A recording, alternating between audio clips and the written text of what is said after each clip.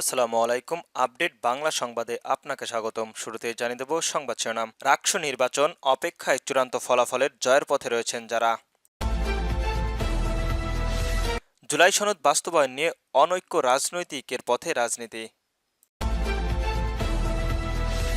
হাসিনার মতো গণ আন্দোলনের ক্ষমতায় ছেড়ে পালিয়েছেন যেসব বিশ্ব নেতারা।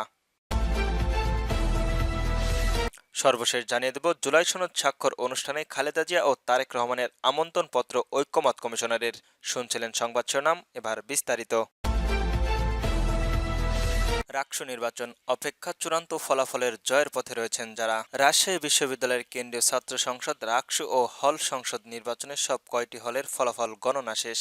বৃহস্পতিবার ১৬ অক্টোবর রাত ৪টার দিকে এই গণনা শেষ হয়। রাকসু নির্বাচন প্রধান নির্বাচন কর্মকর্তা ডক্টর অধ্যাপক এস এম নজরুল ইসলাম এসব তথ্য জানিয়েছেন। তিনি বলেন, আমরা এরই মধ্যে ১৭টি হলের ব্যালট ওয়েমার মেশিনের মাধ্যমে গণনার কাজ শেষ করেছি। মূলত ব্যালট পেপারগুলো ব্যালট বক্সের ছিন্ন বিচ্ছিন্ন আকারে হয়ে পড়ে। এগুলোকে সমান আকারে আনতে বেশ বেগ পেতে হচ্ছে।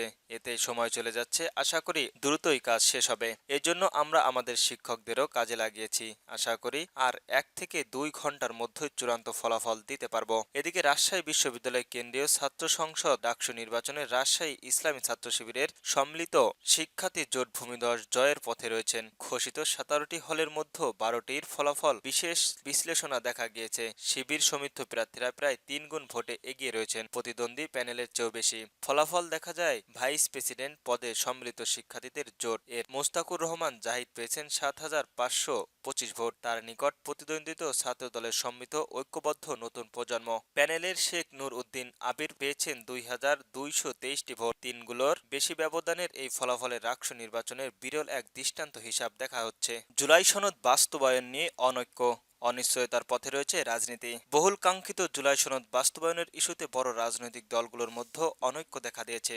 জুলাই সনদের আইনি ভিত্তি ও বাস্তবায়ন নিয়ে দলগুলোর মধ্যে নানা রকম বিভক্তিমূলক প্রকাশে রয়েছে। ফলে সরকার আজ সনদের স্বাক্ষরের তারিখ চূড়ান্ত করলেও জাতীয় নাগরিক পার্টির এনসিপি স্বাক্ষর না করার ঘোষণা দিয়েছেন। ভিন্ন দাবিতে স্বাক্ষর না করার সিদ্ধান্ত নিয়েছে ৪টি বাম দল ও গণফোরাম। বাংলাদেশ জামাত ইসলামী সনদ স্বাক্ষর অনুষ্ঠানে অংশ নেবে, কিন্তু নিজের স্বাক্ষরের বিষয়ে এখনো সিদ্ধান্ত নেয়নি। এছাড়াও আইনি ভিত্তি ও বাস্তবায়নের পদ্ধতি নিয়ে ধারাবাহিকভাবে আন্দোলনে থাকবে দলটি। এদিকে বাংলাদেশের জাতীয়বাদী দল বিএনপি ও সমমনার দলগুলো বলেছে, ওদের আপত্তি দেওয়ার বিষয়গুলো না থাকলে তারা সনদে স্বাক্ষর করছে না। দলটি বলেছে, দেশের আকাশে কালো মেঘ দেখা যাচ্ছে, এটি বিস্তৃত হলে আশঙ্কা দেখা দিয়েছে। বিশ্লেষকরা বলেন, এই ইস্যুতে রাজনৈতিক দলগুলোর একমত হতে না পারলেও এর চেয়ে দুঃখজনক আর কিছুই হতে পারে না। এছাড়াও কেউ কেউ মনে করছেন দেশের অস্থিরতা হুমকিতে রয়েছে। তবে জাতীয় ঐক্যমত কমিশনারের সভাপতিত্ব অধ্যাপক আলী রিয়াজ মনে করেন, সনদের এনসিপি স্বাক্ষর না করার বিষয়টি দুঃখজনক। জানতে চাইলে রাজনৈতিক বিশ্লেষক অধ্যাপক ডক্টর মাহবুল উল্লাহ বলেন, জুলাই সনদ খুব ভালো বিষয়, এটি দেশের জন্য ইতিবাচক, কিন্তু দলীয়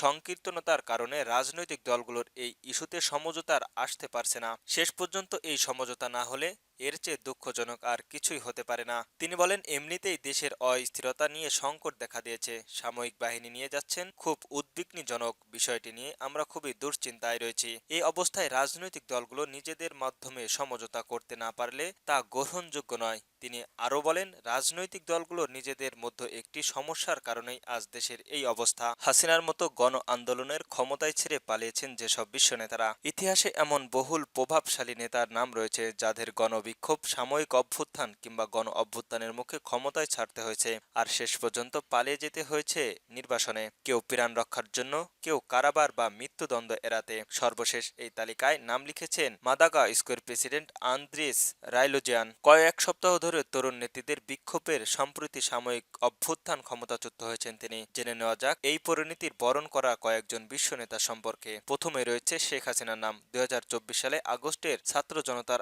আন্দোলনের মুখে পদত্যাগ করতে বাধ্য হন বাংলাদেশের দীর্ঘতম সময়ের প্রধানমন্ত্রী শেখ হাসিনা এবং তিনি ভারতে পালিয়ে যান। জাতিসংঘ মানবাধিকার দপ্তরের তথ্য অনুযায়ী সেই সময়ের দমনপীড়নের অন্তত ১,৪০০ জন নিহত হন। এরপরে রয়েছেন বাদশাহ আলম আজাদ। ২০২৪ সালে সিনিয়র তৎকালীন প্রেসিডেন্ট বাদশাহ আলম আজাদ বিদ্রোহীদের চাপের মুখে রাশিয়ায় পালিয়ে যান। এর এর মধ্য দিয়ে তার পরিবারের টানা ৫১ বছরের শাসনের অবসান ঘটে। সিরিয়ার দীর্ঘতম ১৩ বছরের গৃহযুদ্ধের মস্তিষ্ক ও তেহরানের সমর্থনে টিকে থাকা আসাদ আশ্রয় নিয়েছেন মরক্কোয়। ৩ নম্বরে যার নাম রয়েছে তিনি হলেন গোমাতাবায়া রাজাপক্ষে, শ্রীলঙ্কার প্রেসিডেন্ট গোতাবায়া রাজাপাক্সে। ২০২২ সালে জুলাই আন্দোলন দেশে ভয়াবহ অর্থনৈতিক সংকট ও গণবিক্ষোভের মুখে মালদ্বীপে পালিয়ে যান। কিছুদিন পর তিনি সহ তার সাবেক প্রধানমন্ত্রী মহিন্দা রাজপাকাকে সহ অন্যান্য আত্মীয়দেরও পদত্যাগ করেন। খাদ্য, জ্বালানি ও বৈদেশিক মুদ্রার ঘাটতি জনরোষ সৃষ্টি করেছিল রাজপাকের পরিবেশের শাসনের বিরুদ্ধে। জুলাই সনদ স্বাক্ষর অনুষ্ঠান,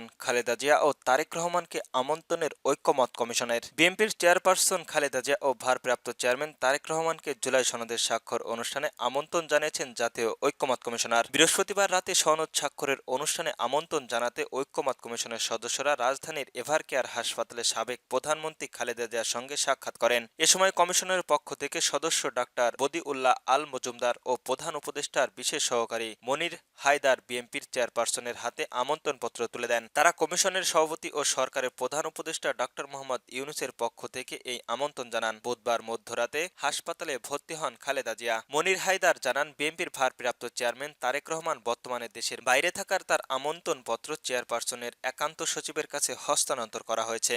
রাতে জুলাই সনদ স্বাক্ষর অনুষ্ঠানে খালেদা জিয়াকে আমন্ত্রণ জানাতে এভারকেয়ার হাসপাতালে যান ঐক্যমত কমিশনের সদস্যরা। খালেদা জিয়া হাসপাতালের বিছানায় শুয়ে আমন্ত্রণপত্র পড়ে দেখেন। এ সময় ডাক্তার বদিউল্লাহ আলম মজুমদার, মনির হায়দার ও বিএনপির চেয়ারপারসনের ব্যক্তিগত চিকিৎসক অধ্যাপক এজেদ এম জাহিদ হাসানকে পাশে দাঁড়িয়ে থাকতে দেখা গিয়েছে। সাক্ষাৎকার শেষে ডাক্তার বদিউল্লাহ আলম মজুমদার সাংবাদিকদের বলেন, ঐক্যমত কমিশনের সভাপতিত্ব অধ্যাপক ডাক্তার মোহাম্মদ ইউনূসের পক্ষ থেকে শুক্রবার জুলাই জাতীয় সনদ বাস্তবায়ন অনুষ্ঠানের স্বাক্ষরের দাওয়াত পৌঁছে দিয়েছে সাবেক প্রধানমন্ত্রী খালেদা জিয়ার কাছে। একই সঙ্গে প্রধান উপদেষ্টার সালমা পৌঁছে দিয়েছেন তিনি। আমরা সবাই খালেদা জিয়ার আরোগ্য কামনা করি, তিনি যেন দ্রুত সুস্থ হয়ে ওঠেন। তিনিও ডাক্তার মোহাম্মদ ইউনূসকে সালাম জানিয়েছেন, সনদ স্বাক্ষর অনুষ্ঠানে সফলতা কামনা করেছেন। এক প্রশ্নের জবাবে তিনি বলেন, খালেদা জিয়া অত্যন্ত আনন্দিত হয়েছেন, এটাকে স্বাগতম জানিয়েছেন। তিনি মনে করেন বাংলাদেশের জন্য একটি বিরল মাইল ফলক, বাংলাদেশের জন্য একটি সুন্দর ভবিষ্যৎ সৃষ্টির ব্যাপারে একটি গুরুত্বপূর্ণ ভূমিকা পালন করবে।